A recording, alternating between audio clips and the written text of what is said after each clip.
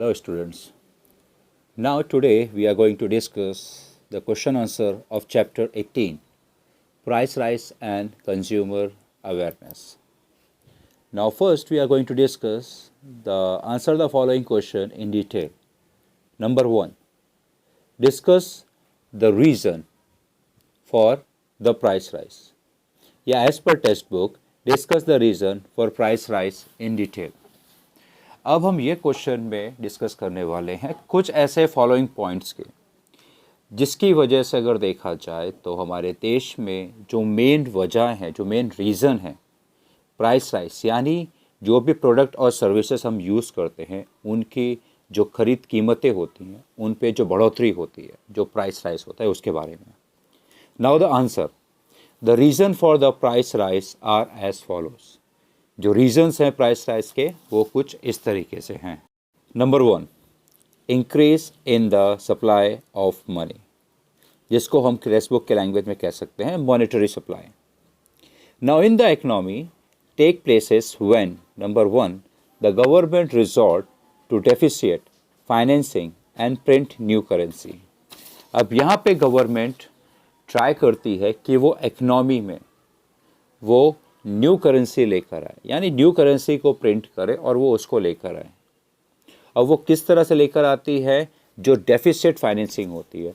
Deficit का मतलब अगर देखा जाए किसी भी देश के साथ हम जो बिज़नेस करते हैं, जो हमारा अमाउंट ट्रांजैक्शन होता है, अगर बाय चांस हमने उस देश से इंपोर्ट ज़्यादा किया है और हमारा एक्सपोर्ट कम है, यानी हमें उनको पैसे ज़्यादा देने हैं और उन्हें कम देने हैं, जो ये दोनों के बीच में जो डिफरेंस होता है, जो हमें उनका अमाउंट, जो रिमेनिंग अमाउंट है वो जो देना है, उसको हम लोग डेफिसिट फाइनेंसिंग कहते हैं. Number 2, increase in cash transaction in the market. Second point देखा जाए, जब भी मार्केट के अंदर जो बैंक ट्रांजैक्शन वो कम हो जाते हैं और जो कैश, जिसको हम लोग रोकड़ा ट्रांजैक्शन कहते हैं, वो ज़्यादा हो जाता है. Number 3, additional money made available by reducing the rate of interest on the loan. अब जब सरकार को मार्केट में पैसा जब लाना होता है, मार्केट में जो इकोनॉमिक में पैसा जो बढ़ाना होता है, तो जो सेकंड मोड है, जो लोग बैंकों के द्वारा लोन लेते हैं, हाउस पे लोन लेना, व्हीकल्स पे लोन लेना, प्रोडक्ट्स पे लोन लेना, उस पर सरकार क्या करती है, सरकार और बैंक मिलके उस पर जो रेट ऑफ इंटरेस्ट है, जो लोन पे जो ब्याज दर है, उसको नीचे कर देती है, ताकि लोग जब रिपेमेंट करें तो उनको कम पैसा देना पड़े. नाउ नेक्स्ट पॉइंट अगर देखा जाए, the increase in the public expenditure on defence, unplanned expenditure on the welfare scheme led to the increase in supply of money in the market. अब ये पॉइंट पे अगर देखा जाए तो सरकार क्या करती है, सरकार जब जो पब्लिक प्रॉपर्टीज़ को क्रिएट करने में जब खर्चा बढ़ा देती है, जो उनका जो डिफेंस बजट होता है, जो आर्मी को लेके जो बजट होता है, उसमें भी वो इंक्रीज़ कर देती है. थर्ड, अगर इसमें ही अगर देखा जाए, एक्सपेंडिचर ऑन वेलफेयर स्कीम, जो लोगों की भलाई के लिए जो स्कीम इस्तेमाल होता है, एजुकेशन में जो पैसा वो लोग लेकर आते हैं, जब गवर्नमेंट इस तरीके से कामकाज में जब देश की डेवलपमेंट के लिए जब वो पैसे उसमें क्या करती है, इकोनॉमिक में पैसे का फ्लो बढ़ाना चालू कर देती है. Next point, the increase in the supply of money increase the purchasing power of the people. However the supply of the goods and services do not increase to the extent of demand. This imbalance between the demand and supply result in the price rise. मतलब सबसे पहले अगर देखा जाए, जैसे market में money supply बढ़ती है तो लोगों की जो खरीद शक्ति होती है, लोगों की जो परचेजिंग पावर होती है, वो इंक्रीज़ होती है. अब परचेजिंग पावर का अगर यहाँ पे मैं एक छोटा सा एग्जांपल दूँ, तो लोगों की जब सैलरी इंक्रीज़ होती है, लोगों का जब प्रॉफिट बढ़ने लगता है, तो लोग क्या करते हैं, अपने प्रॉफिट को खर्चा करना चालू कर देते हैं. यानी उनके हाथ में अगर पैसा आ रहा है तो वो लोग क्या करते हैं, उसको खर्चा करते हैं. यही जो खर्चा करने की ताकत जो होती है, इसको हम लोग इंग्लिश में परचेजिंग पावर कहते हैं. अब इसी में अगर देखा जाए, आगे बढ़ते हैं, the supply of the good and services do not increase. मतलब मार्केट में जो सर्विसेज हैं और जो गुड्स हैं, उनकी सप्लाई उतनी ही है, लेकिन डिमांड इंक्रीज़ हो रही है. जिसकी वजह से कीमतें बढ़ने लगती हैं, क्योंकि पब्लिक को वो प्रोडक्ट चाहिए तो उसके वो लोग ज़्यादा कीमत दे के वो लोग खरीदने लगते हैं। So this imbalance between demand and supply result in the price. अब ये जो इम्बैलेंस है, यानी डिमांड बढ़ती जा रही है, ठीक है, मार्केट में प्रोडक्ट और सर्विसेज की सप्लाई उतनी ही है, ये एक वजह है प्राइस राइज की। अब इसमें अगर हम लोग सेकेंड पॉइंट कंसीडर करते हैं, पॉपुलेशन ग्रोथ, जो जनसंख्या की जो बढ़ोतरी है वो भी एक रीज़न है। अगर हम हमारे कुछ पुराने आंकड़े उठा के अगर देखा जाए तो हमारे देश की 2001 सन 2001 में हमारे जो देश की आबादी थी वो तकरीबन 102 करोड़ 70 लाख थी। अब यही आबादी 2001 में एग्जैक्ट 10 साल के बाद तकरीबन 121 करोड़ 2 लाख हो गई। तकरीबन अगर देखा जाए तो नियरली अबाउट हमारी देश की आबादी 10 साल में तकरीबन 10 करोड़ जैसा बढ़ गई। अब जैसे जैसे आबादी बढ़ रही है वैसे वैसे डिमांड बढ़ेगी गुड्स की और सर्विसेज की, लेकिन हमारे मार्केट में जो डिमांड के सामने जो सप्लाई है वो उतनी ही है। डिमांड बढ़ती जा रही है और सप्लाई कम होती जा रही है। ये भी एक वजह है जिसकी वजह से प्राइस राइज हो रहा है। Number third, increase in export. The encouragement given by the government has considerably increased the export of the Indian good. अब सरकार ने एक्सपोर्ट पे बढ़ावा देना शुरू कर दिया है। अब एक्सपोर्ट से क्या होता है कि हमारे देश में फॉरेन करेंसी हमारे देश में आती है। Therefore, the availability of the good in the domestic market has decreased. अब ये एक्सपोर्ट बढ़ने की वजह से क्या होता है कि हमारे देश का जो प्रोडक्शन है, प्रोडक्ट है, वो हमारे देश में भी सप्लाई हो रहा है और इसका जो कुछ हिस्सा जो है वो विदेशों में जाने लगता है, यानी डाइवर्ट होने लगता है। पहले ही हमारे देश में डिमांड ज़्यादा थी, सप्लाई लिमिटेड थी। अब उसमें ही सप्लाई में भी थोड़ा बहुत जो परसेंटेज है वो दूसरे देशों में जा रहा है, यानी हमारे देश की सप्लाई और कम हो गई। तो ये भी एक रीज़न है प्राइस राइज का। क्यों? सप्लाई अगर डिस्ट्रीब्यूट हो रही है तो हमारे मार्केट के अंदर डिमांड के सामने सप्लाई कम हो रही है, शॉर्टेज बढ़ रही है और स्कैसिटी ऑफ गुड यानी गुड्स की कमी हो रही है, जिसका लोग फ़ायदा उठाते हैं। ये तीसरा पॉइंट था प्राइस राइज का। अगर हम फोर्थ पॉइंट कंसिडर करें, shortage of raw material. The shortage of raw material lead to the increase in the price which in turn increase the production cost.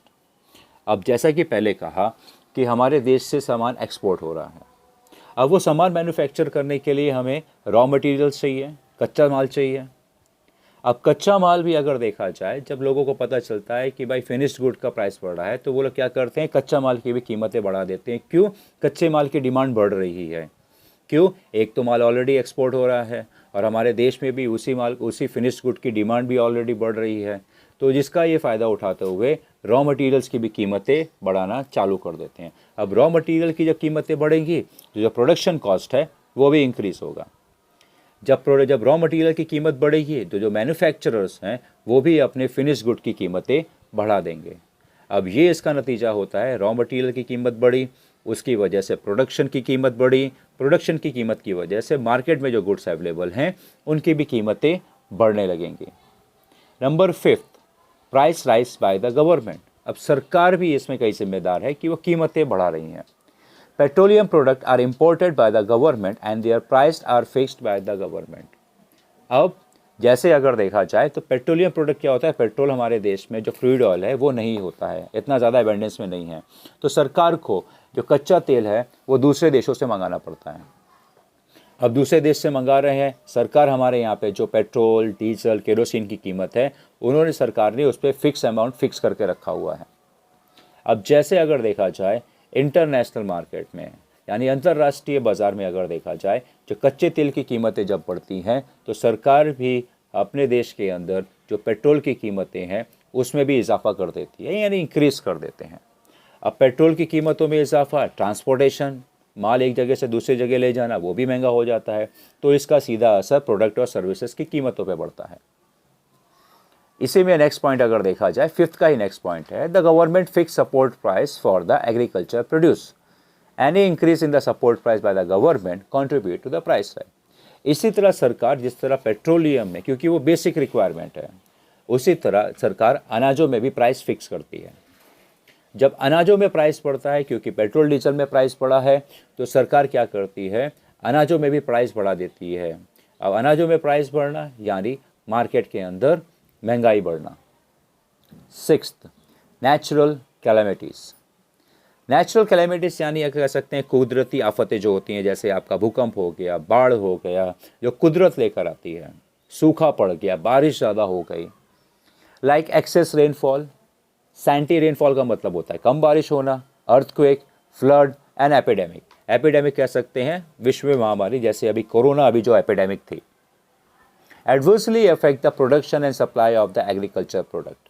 अब जहाँ पे ये सब चीज़ें अगर होती हैं तो वहाँ पे जो एग्रीकल्चर जो प्रोडक्शन होता है वो धीरा पड़ जाता है, धीमे हो जाता है, जिसकी वजह से देखा जाए जो प्रोडक्शन जो होता है जो वो कंपैरेटिवली काफ़ी कम हो जाता है। अब जिसकी वजह से अगर देखा जाए तो जब नेचुरल कैलेमिटीज़ की वजह से, जो कुदरती आपदों की वजह से जो एग्रीकल्चर के प्रोडक्ट में जो इफ़ेक्ट पड़ता है, वो भी जिम्मेदार होता है प्राइस राइज का। सेवेंथ, मैन मेड डिज़ास्टर, यानी इंसानों की वजह से जो आफतें आती हैं, जैसे अगर देखा जाए वॉर, जंग, राइट, दंगे, स्ट्राइक, हड़ताल, लॉकआउट, यानी अगर कहीं पर आंदोलन कर देना, एंड इंडस्ट्रियल अरेस्ट, यानी कहीं पे जो नीतियों को लेके जब आंदोलन होता है उसको लेके, फैक्ट्रियों में हड़ताल कर देना। अब जब ये सारी चीज़ें होती हैं तो जो वो सिटी या वो रीजन का जो प्रोडक्शन होता है वो स्लो डाउन हो जाता है।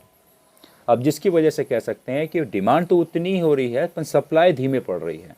और जब ये सिचुएशन आती है तो प्रोडक्ट की कीमतें बढ़ने लगती हैं। नंबर 8 पॉइंट अगर देखें, black money, smuggling, hoarding and black marketing. अब ब्लैक मनी ऐसा पैसा जिसका हिसाब ना आपने सरकार को नहीं दिया है। स्मगलिंग, किसी भी चीज़ को एक जगह से दूसरी जगह ट्रांसपोर्ट करना गैर कानूनी तरीके से। होर्डिंग, जमाखोरी। ब्लैक मार्केटिंग, किसी भी जब प्रोडक्ट की मार्केट की डिमांड बहुत ज़्यादा है, उसकी तय कीमतों से ज़्यादा से जब वो ज़्यादा कीमत पे उसको अगर सामान को बेचा जाता है तो उसको हम लोग ब्लैक मार्केटिंग कहते हैं। ये कुछ एक एंटी सोशल एक्टिविटीज़ हैं जिसकी वजह से देखा जाए कीमतें बढ़ती हैं। Now black money, smuggling, hoarding and black marketing are anti social activities. ये कुछ गैर सामाजिक एक्टिविटीज़ हैं। Hoarding of the goods create artificial shortage.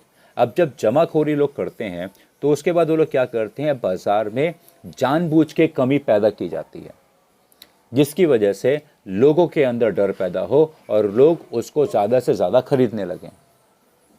जब पता चलता है कि लोग उसको खरीद रहे हैं तो फिर इसको ब्लैक मार्केटिंग करके, मतलब तय कीमत से ज़्यादा कीमत पे ये लोग क्या करते हैं, कस्टमर को बेचते हैं और लोग खरीदते हैं, क्योंकि उनको पता है कि शायद भविष्य में या फ्यूचर में इसकी कीमत अगर बढ़ गई तो हमको ये भी नहीं मिलेगा।